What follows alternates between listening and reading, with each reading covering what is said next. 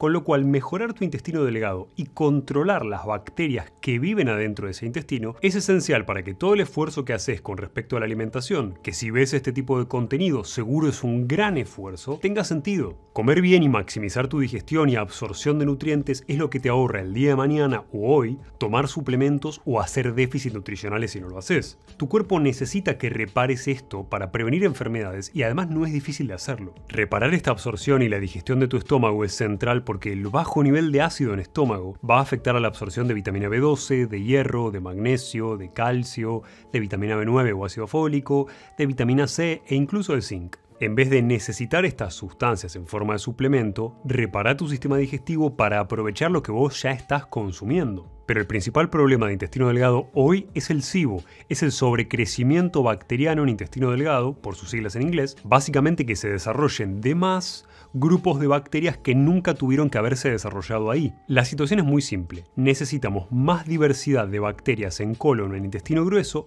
pero no en intestino delgado. De hecho, es una de las razones por las que tenemos una válvula que divide estos dos intestinos. Hay muchas razones por las que podemos hacer SIBO: consumo de alcohol, falta de ácido en estómago, uso de antibióticos de manera crónica, diabetes, intestino irritable y mucho más. Pero es bastante más común de lo que nos imaginamos. Algunos estudios hablan de que SIBO existe en el 6% de la gente joven y en el 15 a 16% en la gente más grande. ¿Cómo sé si tengo SIBO? Los síntomas más comunes son dolor abdominal y distensión, diarrea que alterna con constipación, aunque en mi experiencia clínica con pacientes era más común encontrarte con constipación que con diarrea, un aumento de la producción de gas, eructos. Cuando las bacterias de intestino crecen de más, muchas bacterias típicas de esta zona producen metano, que es un gas, y el exceso de este gas favorece a la constipación. Es un típico cuadro donde la constipación no resuelve. Acá no tiene nada que ver con que vos consumas más fibra, y es un escenario donde hasta tomar probióticos podría agravar tu constipación. Y para esto me podrías preguntar, si no puedo usar probióticos,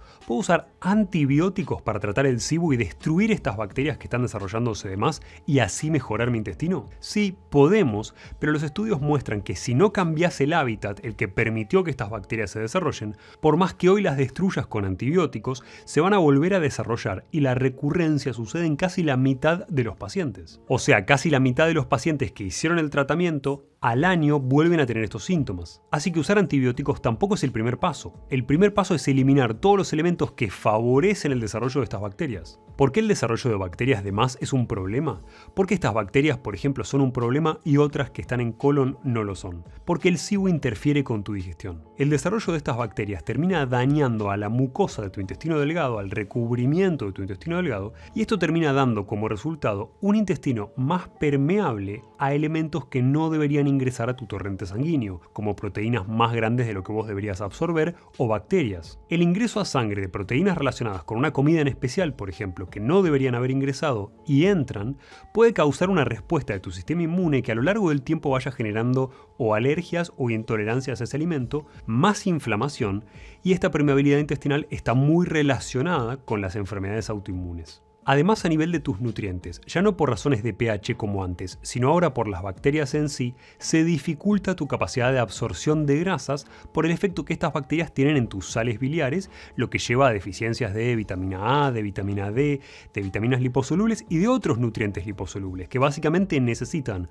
una buena digestión de grasas para poder ser absorbidos. ¿Y qué podemos hacer para eliminar el SIBO? En primer lugar, podemos mejorar el pH de estómago. En segundo lugar, podemos consumir carbohidratos que no sean fermentables por nuestras bacterias. Siempre te hablo de alimentar a las bacterias, acá justamente no queremos alimentarlas, queremos todo lo contrario. Los carbohidratos fermentables son los almidones, los azúcares y los distintos tipos de fibras. Los no fermentables son los que vienen en productos animales, por ejemplo, excepto si querés la lactosa de la leche. Y del mundo vegetal tenemos algunos no fermentables en las hojas verdes y en algunas hortalizas como las zanahorias o en algunos frutos rojos. Estos básicamente son los carbohidratos que vos podés consumir sabiendo que no le estás dando de comer a esas bacterias que están generando tus síntomas y que bajo ningún concepto querrías alimentar de más. En tercer lugar, se está estudiando el uso de un péptido llamado LL37 que tiene propiedades antimicrobianas, que nosotros ya tenemos en el cuerpo para eliminar o controlar las bacterias que se desarrollan en el intestino delgado, pero aún no hay suficiente evidencia como para que yo te lo pueda recomendar. Lo que sí te cuento es que muchas personas